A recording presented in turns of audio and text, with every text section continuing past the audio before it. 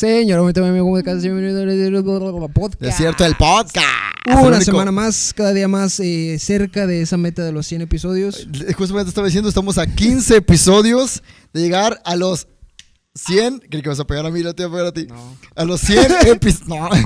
Al episodio número 100. Wow. Que creo que. Fíjate que qué loco, esto empezó como en pandemia. Hoy en la mañana lo estaba analizando y dije, no manches. Me acuerdo cuando empezamos de, y si hacemos videos, vamos a empezar con un muñeco. Y salieron dos muñecones. Y que vamos a tirarle 10 episodios. Y que hicimos 10 episodios y luego y hacemos 50. Y luego nos dejamos de hacer videos y luego volvimos a hacerlos. Luego llegamos a los 50 el año pasado y dijimos, ¿y si la seguimos al 100? Oh my God. Y ahorita que ya estamos cerquita, my friend, siento como que en mi mente empieza a sonar la canción de Big Brother, que creo que a ti no te tocó Big Brother, my friend. Pero en mis tiempos... Allá por el 80 no, allá por el 2000. Es el decir en Big Brother es el equivalente a decir antes todo esto era campo. Antes, exactamente. De la televisión. Totalmente. En mis tiempos, cuando todo era campo en la televisión, y había un programa llamado Big Brother, cada que salía un nominado que, por ejemplo, la mapache. Eres la mapache. Vamos a decir la mapache, no importa. Pero vamos a decir, Jordi, eres el nominado y tienes que salir de esta casa. O sea, hablaba el Big Brother, salía con sus maletas de aquella casa, de aquel reality, y sonaba siempre la canción de qué difícil se me hace mantenerme en este viaje sin saber a dónde voy en realidad. Siempre me causaba mucho como que, no manches, o sea, ya se va. Changos. Y ahora que estamos tan cerca de cerrar con esta temporada de nuestra vida, my friend, que es de cierto podcast, y ya en mi mente empieza a sonar, no los golondrinos porque eso es ya mucho más viejo, pero sí empiezan a sonar esa sensación de qué difícil se me hace mantenerme en este viaje sin saber a dónde voy en realidad. O sea, no sé tú, my friend, pero de cierto podcast creo que formó parte de nuestra vida durante, o está formando o forma parte de nuestra vida durante mucho tiempo, y como que el tener de que ya estamos a vísperas de decirle chao, bye, hasta otro día, me hace sentir nostalgia, my friend, debo admitirlo. Y pensar que empezamos ya hace más de 2 años este proyecto, y digo yo, wow, o sea, cómo hemos permanecido, gracias a Dios, my friend. Pero en lo que estamos aquí, my friend, en lo que seguimos aquí en la terapia teológica. ¿Cómo has estado, my friend? Muy bien, gracias a Dios. ¿Cómo te trata la vida? Fíjate que he estado desempleado. No desamparado. ¿Tienes desamparado? No desamparado, desamparado no. Gracias a Dios. Dios siempre provee. All right. Hay muchos perros atropellados cerca. No, sí. Me ha ido bien, gracias a Dios. Le he dicho a Brandon que ya no me he dado como esa crisis del desempleado, de que ¿ahora qué hago? Sí. Eso es, ahí estamos. Pasa, dándole. Pero me encanta, sigo leyendo los evangelios, voy en Marcos. Eso, my friend. Me encanta que Jesús envía a los discípulos de 2 en 2 a predicar. Totalmente. Y se me hace bien interesante que los manda sin preparación. Dice que no se lleven nada más que su báculo, algo así, su palito y sus sandalias. Entonces se me hace bien interesante que Jesús nos llama a una vida simple. Exactamente. Claro, tampoco se trata de ser pordioseros. Tampoco. Pero me encanta que Jesús nos dice, no se preocupen, yo los voy a proveer. Ocúpense por el hoy. No se preocupen por el... Esa es la palabra correcta. Ocúpense, no se preocupen. Ocúpense. Que Dios les va a dar todo lo que ustedes necesiten. Y se me hace también bien interesante que los manda sin muchas cosas, porque leí un comentario bíblico que podría ser que se confundieran con vendedores. Porque claro, como iban de ciudad en ciudad predicando, van a decir que es marketing, van a decir, andan vendiendo algún producto por ahí. Entonces es muy interesante que Jesús los llama a una vida simple. Exactamente. Y que todo el mundo los identifique como las personas que se ocupan del reino de Dios antes que por cosas materiales. Totalmente. Fíjate, ahorita que estoy diciendo eso, o sea, se están ocupando, y creo que, no me acuerdo cuándo fue, ayer estaba viendo un podcast que se llama La Pensión, que es con el Fede Wolf y el Cristian Martel, pero estaban entrevistando al Gafe 423, si no me equivoco. Exactamente, y me da bastante risa que la mentalidad que tienen los militares, porque habla del ejército mexicano, y dicen, cuando un soldado no está haciendo nada, está pensando pura tontería. Entonces, ocúpalo, ¿sí me explico? Y decían en el podcast, es que es cierto, o sea, no nada más ser un soldado. Cualquier persona que no está haciendo nada va a empezar a pensar puras cosas de ocio, o sea, literalmente no va a hacer nada. Entonces, hay que ocuparnos, ¿no? Y como en Jesús siempre, en la Biblia siempre se nos dice que estemos haciendo lo que nos toca.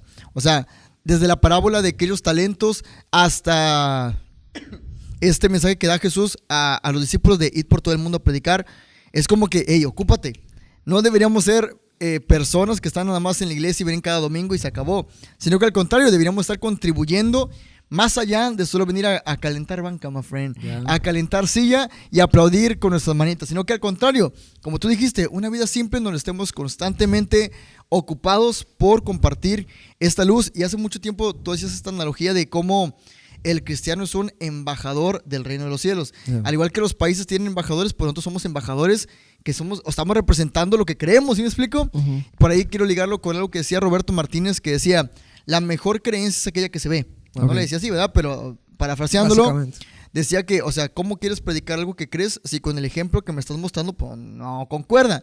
Otro ejemplo podría ser un nutriólogo gordo, ¿sí me explico? O sea, creo que no le tomas mucha coherencia. Entonces, Dios nos manda a que nos ocupemos en esta vida llena de afanes y que nos despreocupemos por aquella cosa que irá a pasar el mañana.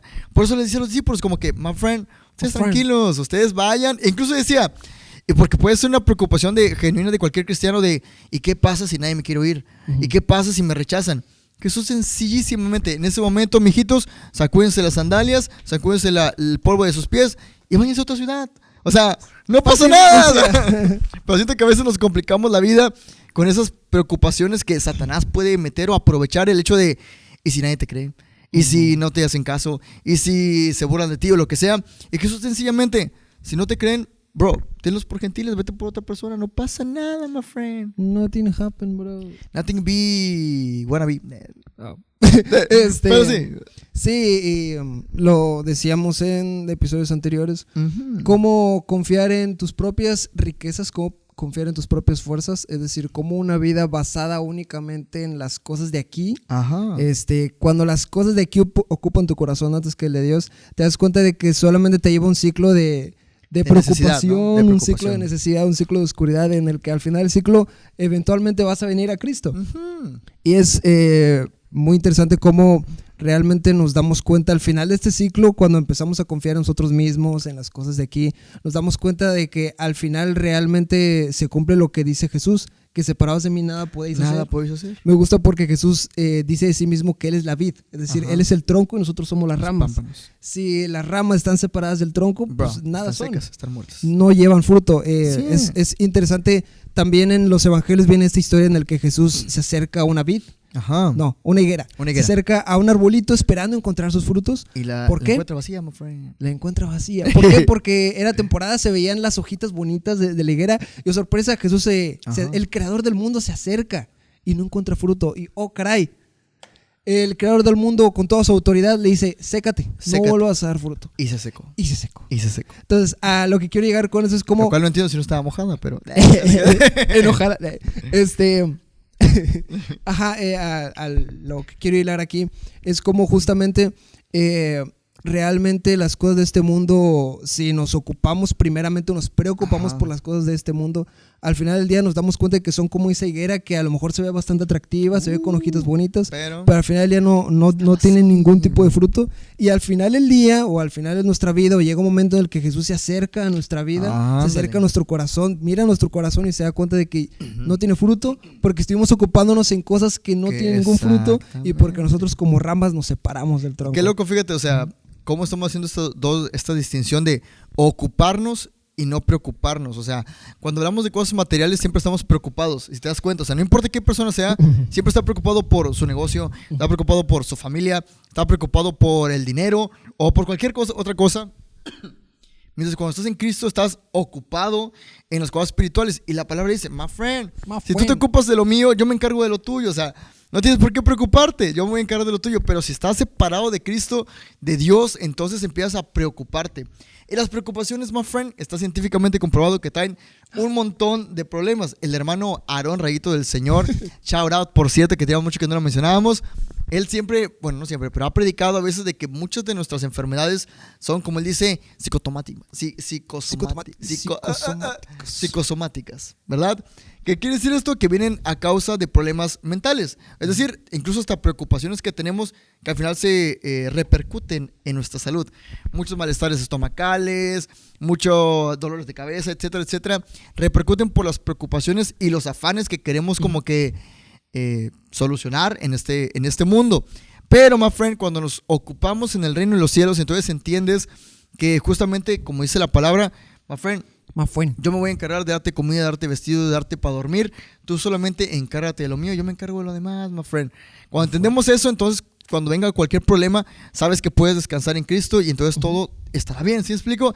E incluso cuando no esté bien, todo estará bien, ¿sí explico? Entonces está como que súper padre entender que hay que ocuparnos. Hay que ocuparnos y no preocuparnos. Y no preocuparnos. Me gusta mucho ese momento en una de las epístolas en el que Pablo dice que todo lo tiene, o sea, todas las cosas del mundo las tiene como pérdida. Ajá. Gracias a la gloria de Jesucristo, gracias a todo lo que Jesús promete.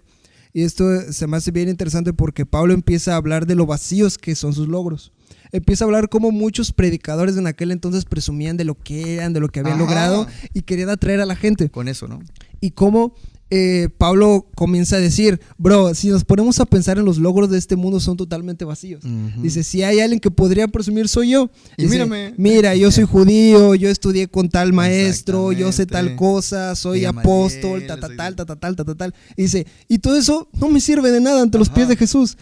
A lo que quiero llegar es que mucho podemos preocuparnos, mucho podemos preocuparnos por lograr, muchas riquezas podemos acumular, como la historia de ese rico que al final del día Dios le vino a pedir su alma y pues, oh sorpresa, no se había ocupado de las cosas del reino. Entonces es interesante lo que nos está diciendo Pablo, que realmente tú puedes presumir lo que tú quieras, y puedes preocuparte lo que tú quieras, pero realmente nada de eso ante los pies del Creador te va a servir. Lo único que el Creador te va a pedir ese día cuando estés delante de Él es tu corazón. Jesús, ¿en qué lugar lo tuviste? ¿Primer, segundo, tercer lugar, cuarto lugar? Pobre de aquellos que como la vid no hemos dado fruto. Exactamente. Y Jesús nos está llamando a acercarnos a Él y empezar a dar fruto. Y fíjate qué loco, o sea, cuando Jesús nos llama a ser parte de Él, vaya. Y así como este ejemplo de higuera, lo que está diciendo es, quiero que sean prósperos, o sea, literalmente quiero que estén llenos, que den fruto. Entonces, fíjate cómo que interesante también que el apóstol Pablo justamente, él hace esta analogía, me da mucho gusto y sí me hizo mucho curioso cómo el apóstol Pablo siempre hace esta analogía con el deporte. Y cuando está hablando con los griegos y los romanos y todo eso, y hay una parte que dice, no hagas coronas corruptibles como aquí, o sea, que esas se hacen así, ¿verdad? Yo decía, pues, ¿qué coronas corruptibles? Pues, my friend, los Juegos Olímpicos, cuando se preocupaban por alcanzar estas metas físicas, ¿verdad? Se les daba esta corona de olivo, que al final del día solo representaban algo, pero al final del día se secaban y ya no valía nada. Entonces lo que dice Pablo es, mejor hacemos tesoros en el cielo y no aquí en la tierra donde cualquier cosa lo puede corromper, ¿verdad? Ahora, my friend, estamos hablando mucho de ocuparnos y de preocuparnos. Creo que abordamos mucho esa parte de no te preocupes por las cosas materiales, en Dios tenemos solución. Pero ¿qué sería entonces ocuparnos de las cosas del reino, vaya? ¿Qué conlleva esta parte de esta responsabilidad de ocuparnos? ¿Y qué acciones deberían tomar aquellas personas que a lo mejor, pon tú, por ejemplo, como nuestro ahora amigo Ángel Lowe, que se acaba de acercar al reino de los cielos y que apenas está empezando? Pues, ¿qué cosas le dirías tú como que, mira, así es como, a esto es ocuparse en las cosas del reino? Porque a lo mejor puede haber gente que diga, entonces ya no trabajo, porque eso no es ocuparse en las cosas del reino. O que dice, no, entonces ya no como, porque eso no es del reino. Entonces, ¿qué sería ocuparse en las cosas del reino y qué cosas? Pues, no, vaya. Sí, me gusta justo la historia del hombre rico, que se acerca a Jesús para empezar con un corazón lleno de preocupaciones o lleno de logros. Porque dice, ¿qué es lo que tengo que hacer para alcanzar la vida eterna? Entonces Jesús le empieza a decir, ¿verdad? Conoce los mandamientos, son tal, ama a tu padre y a tu madre, amarás al Señor tu Dios con todo tu corazón, le empieza a decir tal. Entonces el joven rico empieza a decir, pues todo eso ya lo logré. Entonces se me hace bien interesante como la contradicción de él. Según él viene a Jesús bien preocupado por la vida eterna, preocupado por seguirlo, pero al final ya está lleno de sí mismo, está lleno de todo lo que ha logrado. Entonces Jesús comienza a trabajar en su corazón y con una simple pregunta le hace ver lo que realmente es seguir a Jesús, le hace ver lo que realmente es ocuparse del reino y le dice, vende todo lo que tienes y dáselo a los pobres. Ahora, no estoy diciendo que ocuparse del reino es que te quedes en bancarrota. Lo que estoy diciendo es que Jesús, cuando nos llama a ocuparnos de su reino, cuando nos llama a seguirlo, nos está llamando a una vida de sacrificio para que se glorifique Él. Es interesante esto porque cuando empiezas a aplicar eso a tu vida de que no vivo por mis propias fuerzas, no vivo para impresionar a Dios con mis logros materiales, comienzas a darte cuenta de que todo lo que tienes es por gracia. La vida, la salud, el trabajo. Entonces, si Dios me lo ha dado sin merecerlo, lo mínimo que puedo hacer es glorificarlo a través de todo esto. Que todos vean la grandeza de Dios a través de mis buenas acciones. Dice la Biblia que una luz no se pone debajo de la mesa, de la mesita del mueble o de la cama, sino que se pone en alto para que todo el mundo la vea.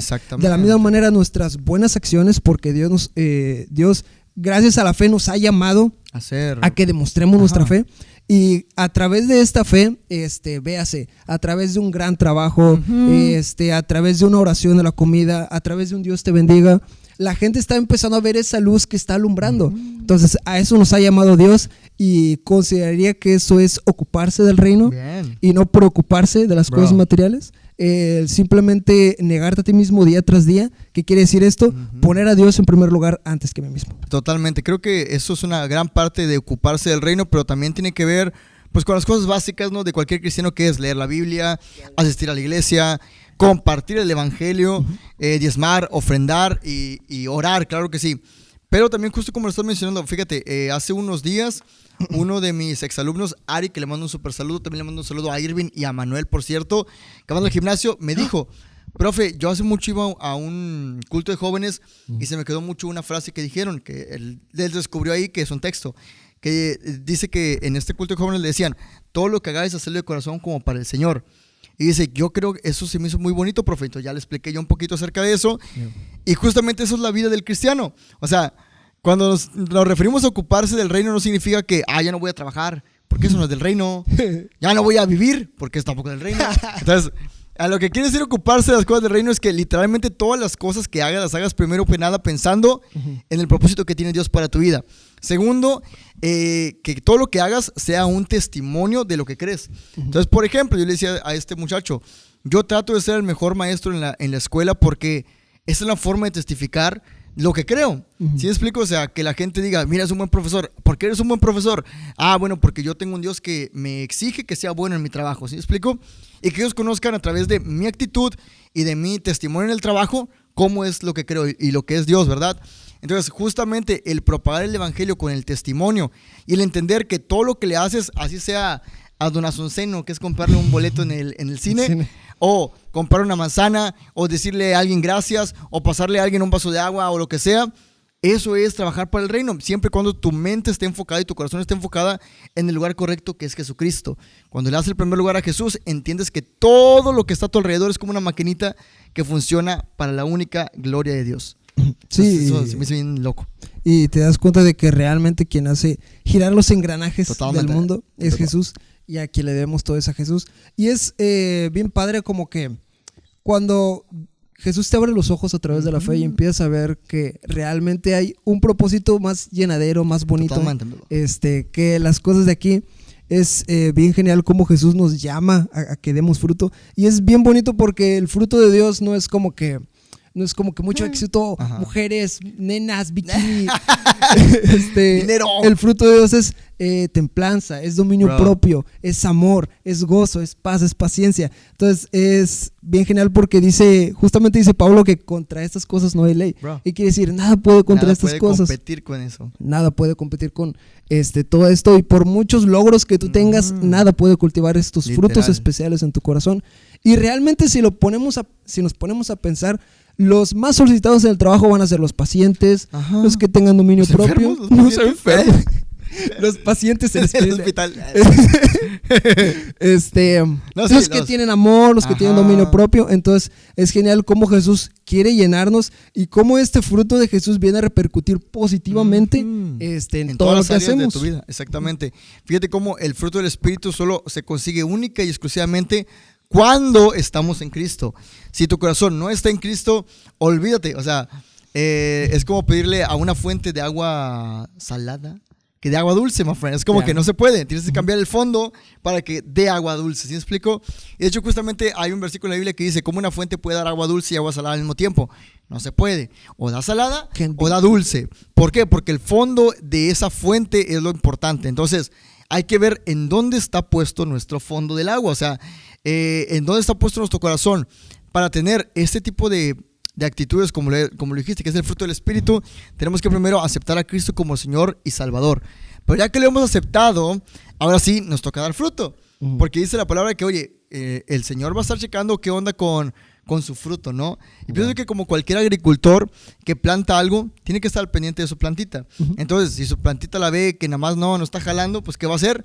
My friend, pues con el dolor de mi corazón, pero vámonos, ¿verdad? Entonces, mi papá plantó un árbol hace como 1 año, 2 años, aprox. Y ya está bien harto, porque dice que nunca creció. Y luego, pero es un árbol, tardó su tiempo. Y es como de, sí, pero nunca creció. O sea, se seca y luego ya le dejó de echar agua y empezó a crecer. Y es una locura. Pero lo que quiero decir es cómo el ser humano se harta de cuando no pasa como tú quieres. ¿Sí me explico? O cuando no ves el fruto. Sin embargo, a pesar de que en esta parábola de Jesús, que no vio el fruto, le dice, sécate. Tenemos también a este mismo Jesús que está para interceder por nosotros y decir, Dios, dale chance, ahí va Ari, ahí va Jaciel, ahí va aquel.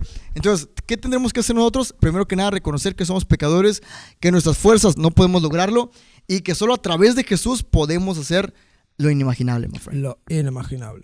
Y está muy padre aquella historia que Jesús cuenta de los talentos. Hay un hombre al que le dio 5 talentos, es decir, le dio cierta cantidad de dinero. Exactamente. A otro hombre le dio 4 y a otro 2 y a otro 1. Total, al final de la historia, el hombre al que dio el dinero viene a los trabajadores y le dice, oigan, pues déjenme ver qué hicieron con el dinero, si lo multiplicaron, qué pasó. Entonces viene un hombre y le dice, no, pues este dinero lo multipliqué y aquí así está. el de 5, el de 4, el de 2 lo multiplicó. Entonces el del 1, my friend, dice que tenía miedo y lo escondió. Dijo, ay no. Entonces hombre por supuesto se enoja y lo juzga, ¿verdad? Conforme a lo que hizo. Entonces a lo que quiero llegar con esto es como Jesús nos llama que demos fruto, pero Jesús nos ha dado algo a cada uno de nosotros. Es decir, no nos manda con las manos vacías. Exactamente. Me encanta porque justamente es David que dice que aunque ande en valle de sombra y muerte no temeré mal alguno, porque tú estarás conmigo. Entonces, ¿qué quiere decir esto? Que Dios siempre va a estar con nosotros. Dios nos ha dado talentos, Dios nos ha dado cosas para que precisamente a través de esas cosas, a través de todas esas habilidades que Él nos ha dado, confiando primeramente en sus fuerzas, empecemos a dar todos estos frutos. Y como el miedo a lo que pueda pasar. Como el miedo a lo que pueda pasar, como el miedo a también precisamente a fracasar, Sí. como justamente el miedo, la preocupación de lo que va a pasar después, como el tener los ojos puestos precisamente como decíamos, nada más en estas cosas, nada más en el talento y no en aquel que me ha dado el talento. Eso, my friend. Puede llevarnos a pues no lograr nada, pero más que no lograr nada en él. El propósito que tiene Cristo para nosotros. Que el propósito que Dios tiene para nosotros es precisamente que otros vean su gloria y que otros crean en él. Y hay algo interesante, o sea, alguien puede decir, bueno, pero ¿cuál es el propósito que Dios tiene para mí? Dios tiene un propósito de bendición para cada uno de nosotros y la palabra dice que los caminos que nosotros hemos elegido, queremos trazar, no son los caminos de Dios. Entonces, si nosotros nos dejamos y nos olvidamos, mejor dicho, nos despreocupamos por las cosas materiales y entendemos que Dios tiene un plan perfecto para nosotros, entonces empezarás a ver como que la Matrix por fuera y te das cuenta que Dios tiene un perfecto trayecto para cada uno de nosotros para que logremos lo que Dios nos ha dado a por conquistar, ¿ok? Yo en el gimnasio, que le mando un súper saludo a Eric, que me decía, es que mira, si no me hubiera pasado esto, yo jamás hubiera venido al gimnasio y nunca te hubiera conocido a ti y nunca hubiera ido a la iglesia y un montón de cosas. Y yo le digo, es que Dios tiene un plan y un propósito para nosotros.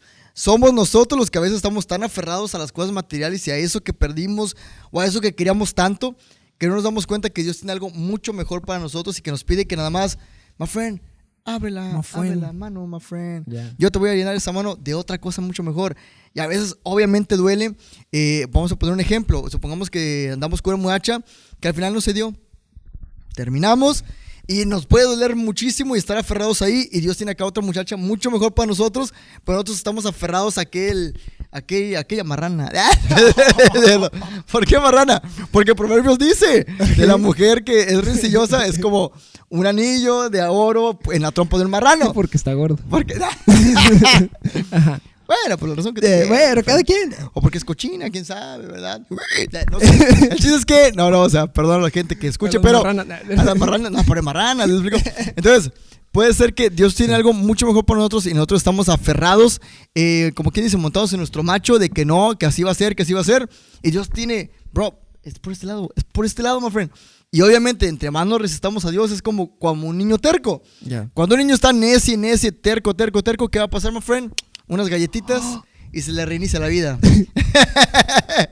No, hombre, mijo, traes puro sueño tú. Pobrecito. Entonces, sí, así, my friend, creo que es eso, como que entender que los planes que tenemos nosotros, dárselos a Dios para que Él los transforme en algo mucho mejor.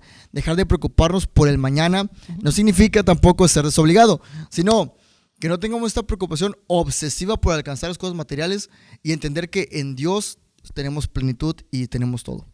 Sí, creo que el ejemplo perfecto de lo que estás contando aquí, de lo que estás construyendo, es David. Me gusta mucho porque David comenzó siendo un humilde pastor de ovejas.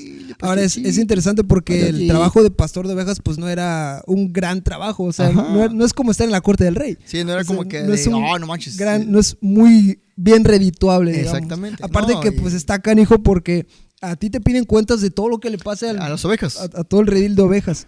Entonces es interesante, me gusta mucho porque cuando precisamente está David ante el rey Saúl, David empieza a contarle cómo es que Dios ha estado entrenándolo para este momento, y me gusta mucho que comienza a decir lo difícil que ha sido su trabajo, de que si viene un oso, pues yo me agarraba a golpes con el oso, si venía un león, yo me agarraba a golpes con el león y le quitaba la oveja. Entonces es interesante cómo, lo que quiero rescatar de aquí es cómo David no se amachó en sí mismo, sino que fue obediente a Dios, de donde Dios lo había puesto, porque David pudo haberse machado de ese trabajo, ni me pagan bien, tengo que andarme agarrando a golpes con osos y leones. Con osos. Y ¿qué hubiera pasado si David se hubiera desesperado y hubiera dejado realmente tal vez Dios habría llamado a alguien más, o tal vez simplemente el proceso de David hubiese sido todavía más difícil largo, o más complicado. Entonces es interesante cómo David siempre fue paciente, siempre obedeció a Dios. Dios me puso a cuidar ovejas, voy a cuidar ovejas, porque de esta manera Dios me ha pedido glorificarle, y tal vez después me va a pedir glorificar en cualquier otra cosa. Pero por lo pronto me toca ocuparme de esto y no preocuparme por el día de mañana. Exactamente, my friend. Fíjate cómo David justamente es el perfecto ejemplo de la paciencia y de que tienes que ocuparte en las cosas de Dios y Él se va a encargar de lo demás. Yo cuando era niño, yo siempre pensaba que David mató al gigante y instantáneamente se hizo rey. No, my friend. O sea, mató al gigante y pasaron muchísimos años más, si no es que 40 años más, para que David fuese rey de esa promesa que le dio un día Samuel. Entonces, fíjate, qué loco que él sabía de la promesa y no se desespera. My friend, hay un punto en la historia de David, el rey Saúl, en donde el rey Saúl lo está persiguiendo y está dormido un día y tiene toda la potestad de hacerlo porque ya había sido ungido para ser rey. Tiene al ejército para poder dominar al rey Saúl y quitarle el trono. Y sin embargo dice, no es el tiempo. El tiempo de Dios me lo va a dar en su hora. Y vemos cómo Dios prepara todo el camino y David no se desespera, sino que se preocupa por estar ocupado en las cosas que Dios le ha mandado. Dios no me ha mandado en este momento a ser rey. Yo tengo que esperarme, ¿sí explico? Y qué loco que nosotros a veces nos preocupamos por, es que ya. Tenemos otro ejemplo. Cuando Dios visita a Abraham y le dice, vas a tener un hijo, my friend. Wow. Así que, don't worry, vas a ser padre de multitudes, le dice a Abraham. Tengo 90 años. Exactamente. Y Sara de 80 le dice como que, pues a ver, ¿para cuándo, no? Entonces, fíjate cómo en estas dos historias, David no se preocupa por lo que Dios está haciendo, sino que se mantiene ocupado. Y Abraham y Sara vemos cómo sí se preocupan por lo que está pasando. Sara se preocupa tanto que le dice, Abraham, pues ahí tengo una siervita que se llama Agar, pues rífate. Y ya tenemos un hijo tú y yo, mira. Y Abraham, ni tarde ni perezoso, dijo, oye, pues carnita fresca. Bueno.